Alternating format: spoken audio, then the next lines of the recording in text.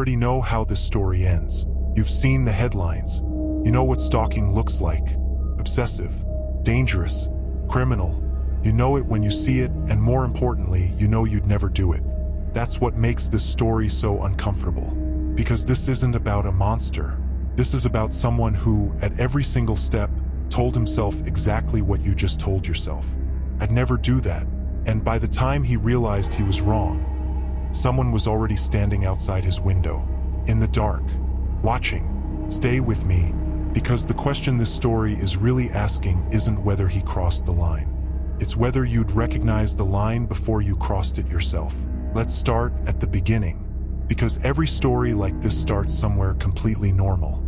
His name, for the purposes of this story, is Daniel. 21 years old, junior year, computer science major. The kind of guy you'd walk past in a hallway and forget within seconds. Daniel wasn't popular. He wasn't unpopular either. He was just invisible. He sat in the back of every lecture, ate lunch alone, went home to his off-campus apartment and spent his evenings in front of 3 computer screens. He had online friends, gaming groups, Discord servers. But real life, physical, human connection, that was something Daniel had quietly given up on. And then, one Tuesday in October, Emily walked into his statistics class. She sat 2 rows ahead of him, slightly to the left. She highlighted her notes in 3 different colors. She always arrived exactly 4 minutes early. She laughed at something her friend said before class.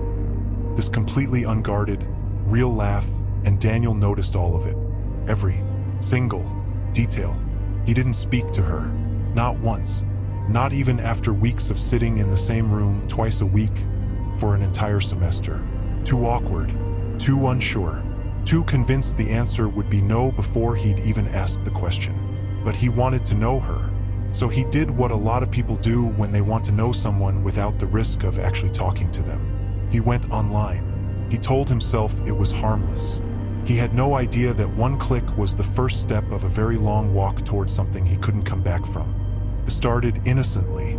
That's what he told himself later, over and over and over. It started innocently. He found her Instagram first. It was public. He kept reminding himself of that. It's public. She put it there herself. I'm not doing anything wrong. He scrolled through her photos, her posts, her tagged locations. He found her Twitter, her LinkedIn, an old Tumblr she hadn't posted on in 2 years but had never deleted. He wasn't stalking. He was just curious. That's the first lie people in his situation tell themselves. Curiosity. Like curiosity is a hall pass that lets you walk into places you were never invited. Within 3 days, he knew her full name, her hometown, her high school, her major and minor, her part-time job at a campus coffee shop, the names of her 3 closest friends, her favorite TV shows, the gym she went to, what time she usually posted on her stories, which told him roughly what her daily schedule looked like. He hadn't left his apartment. He hadn't spoken a single word to her, but he knew her, or at least he thought he did. Then came the phone number. One of her friends, a girl named Jess, had posted a text me story on Instagram with her contact card. Emily was tagged in it. Daniel, deep in a 3-hour scroll session at midnight, screenshotted. And there it was. Emily's phone number, sitting in his camera roll like a small, ticking bomb. He didn't text her. Not yet.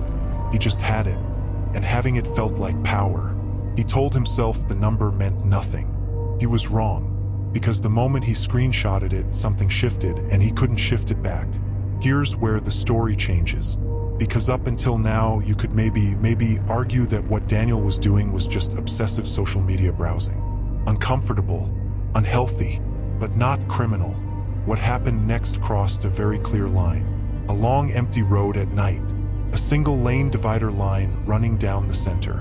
One side lit by a street light. The other side complete darkness. Shot from ground level, looking straight ahead. Photorealistic. He used her number to search for her on a People Finder website. You've probably seen ads for these sites that pull public records, old addresses, property registrations. Within 20 minutes, $12. Daniel had Emily's home address. Not her dorm. Not a P.O. box. her home address, the house she was renting off campus with 2 roommates. He sat there staring at it for a long time. He told himself he wouldn't use it. Then he went home and sat in the dark, feeling something he couldn't quite name. Not pride, not satisfaction, something closer to shame, but not enough shame to stop him. Over the next 2 weeks, he drove past her house 6 more times. He started parking down the street and watching from his car. Sometimes she came out, just briefly, just a glimpse, before she got in a car or walked toward campus. He never approached her. He never made contact. "I'm not doing anything," he told himself. "I'm just looking." Looking isn't illegal. But here's what Daniel never let himself fully think about. Emily was a real person living her life inside that house. Cooking dinner, calling her mom, doing her homework, completely unaware that a man she barely recognized from statistics class was parked down the street, in the dark, watching. He wasn't just looking. He was taking something from her. Her safety, her privacy, her right to exist in her own home without being observed. He just didn't let himself see it that way. Wednesday morning, November, statistics class. The professor was late. Students were talking, and then Daniel heard it. Emily turned sideways in her chair, talking to her friend in a low but audible voice. He wasn't trying to eavesdrop. The classroom was small. He just heard her. "I think someone might be watching me," she said. "Like, I don't know, I keep getting this weird feeling. And my neighbor said she saw a car parked on the street like 3 nights in a row, just sitting there." Her friend said something Daniel couldn't make out. Emily shook her head. "I know it sounds paranoid, but it feels like someone's following me. I told my dad and he said to start documenting stuff." Daniel didn't move. He didn't breathe. He stared at the back of her head and felt the blood drain completely out of his face. She knew. She didn't know it was him, but she knew someone was there. He spent the rest of that class in a cold sweat. The professor's voice became background noise. Everything became background noise. All he could hear was Emily's words, playing on a loop. "I think someone might be watching me." For the first time, Daniel didn't feel powerful or in control. He felt like a criminal, because in that moment, hearing the fear in her voice, even just that casual, trying to stay calm kind of fear, he finally understood what he had been doing. He drove home after class and didn't leave for 2 days. He told himself it was over. He told himself he was done. He deleted the photos.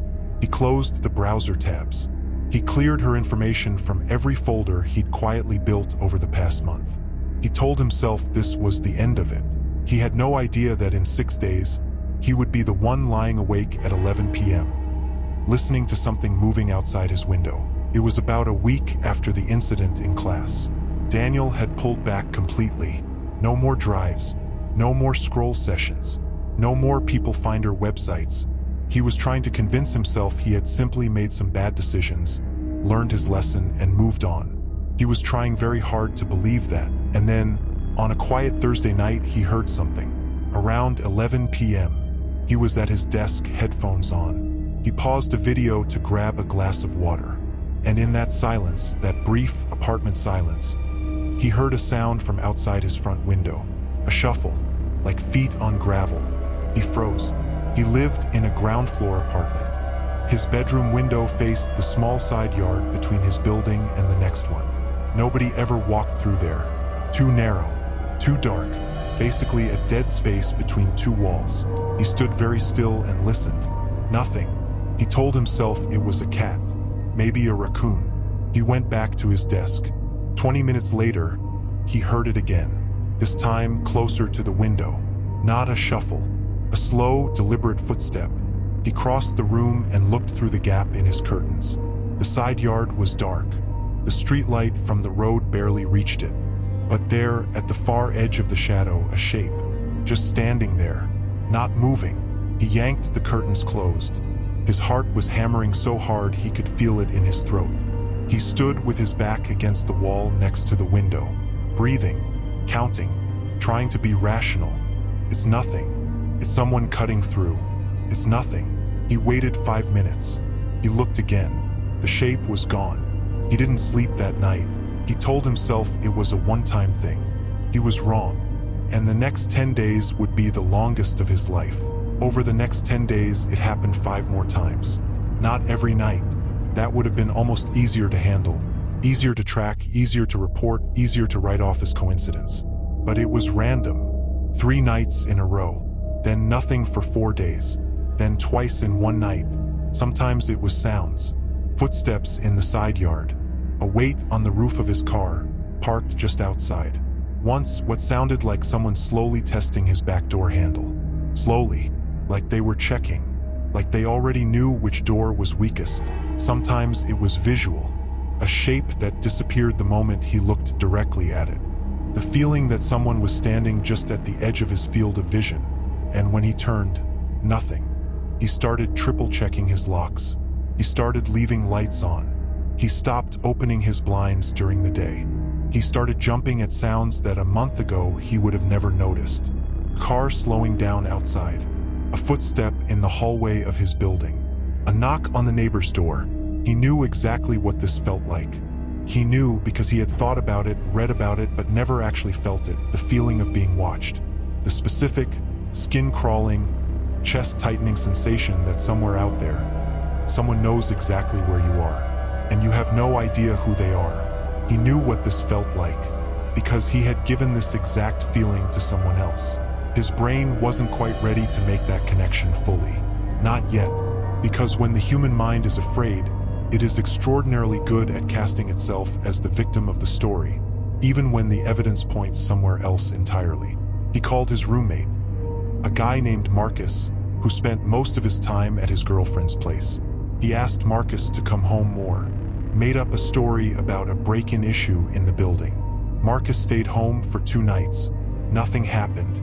Marcus left. Started again. Daniel started sleeping with a baseball bat next to his bed. A 21-year-old computer science student who had never been in a physical confrontation in his life. Lying rigid in the dark. Every night. Listening. Sunday night. Somewhere around 2 a.m. After a week and a half of this, Daniel did something that he would later realize was the most self-revealing thing he had ever done in his life. He opened his contacts. He still had Emily's number saved. He'd never deleted it. He had deleted everything else, the browser tabs, the screenshots, the saved photos, the People Finder results.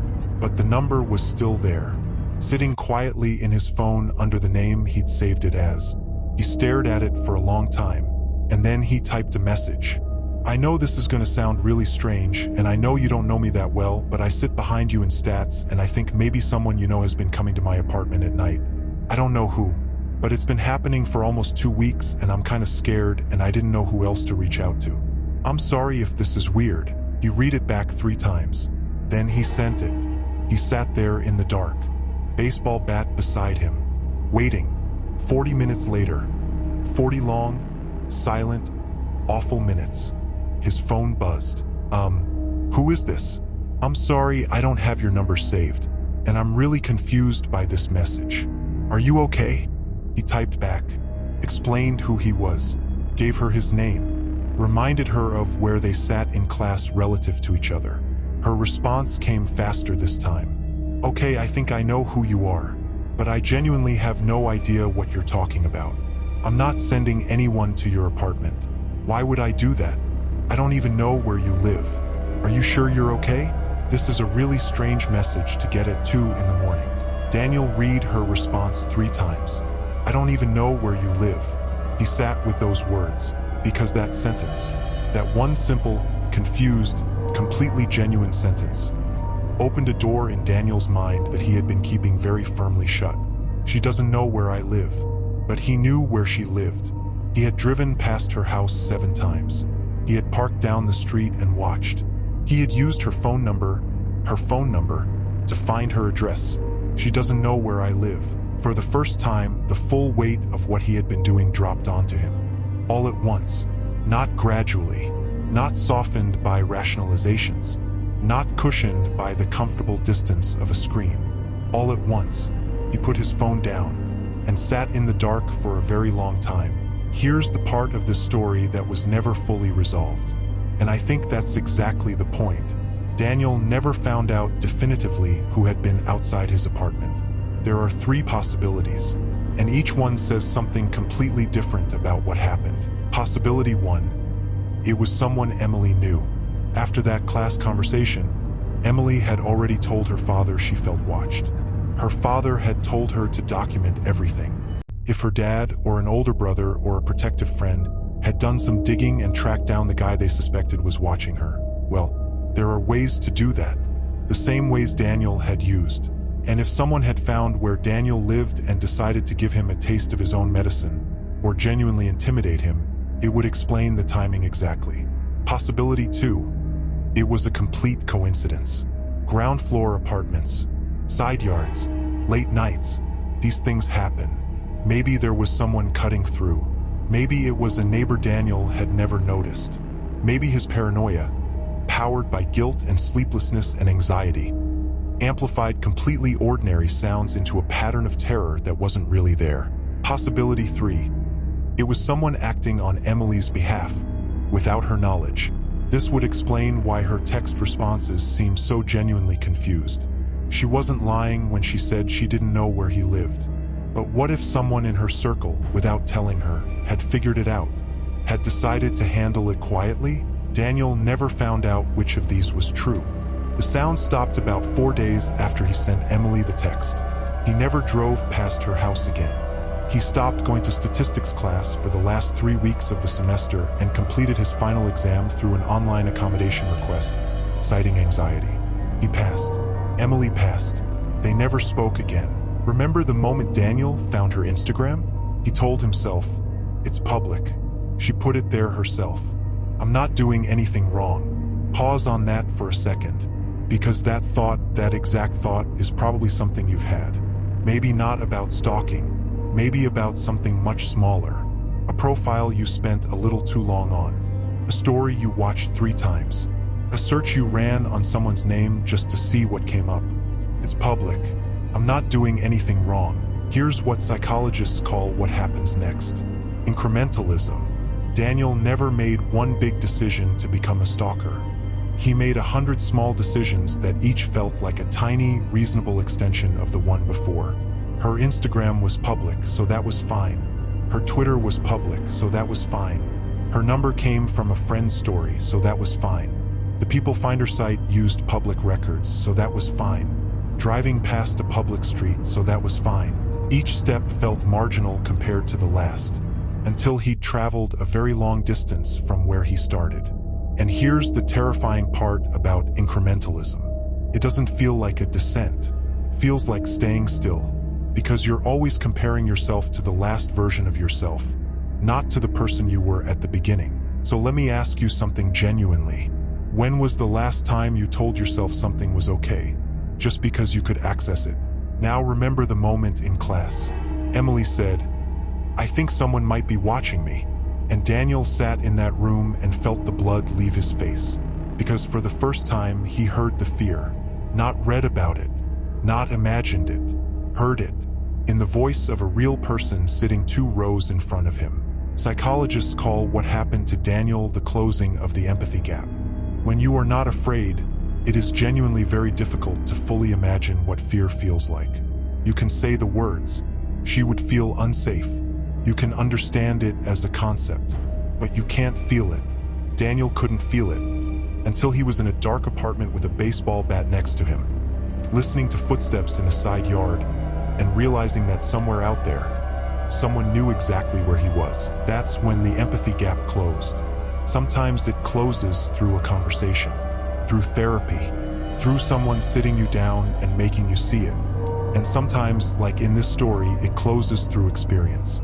The question worth sitting with is, what would it take to close it in you before you ever opened it? And then there's the thing that made all of it possible in the first place, the rationalization machine. Notice how many times throughout this story Daniel had a thought that began with, it's okay because her Instagram is public. It's okay because I just have the number, I'm not using it. It's okay because I'm not getting out of the car. It's okay because I never touched her. Psychologists call this motivated reasoning. We decide first, then we build the logic second.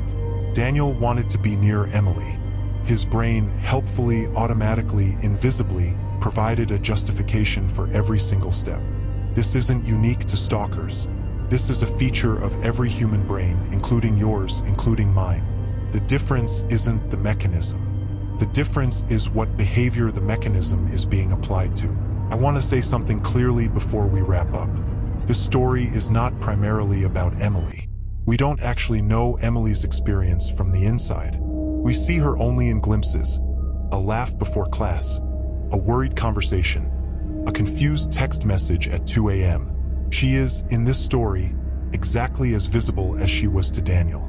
Observed, never really known. That's intentional, because the point of this story isn't to analyze her trauma. It's to trace the architecture of his thinking. This is a story about how ordinary people do extraordinary harm without ever thinking of themselves as the villain. Daniel was not a monster. He was a lonely, socially isolated young man who made a series of escalating choices while continuously lying to himself about what those choices meant. He never hurt Emily physically. He never threatened her. He never spoke to her.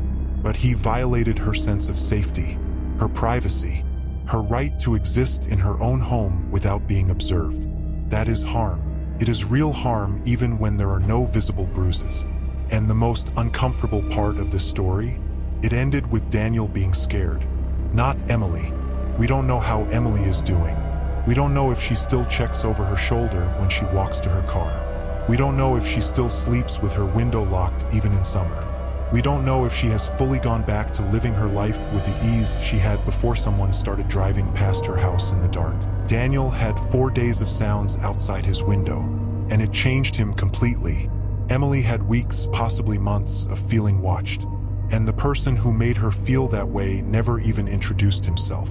Think about the last time you looked someone up online and told yourself it was just curiosity.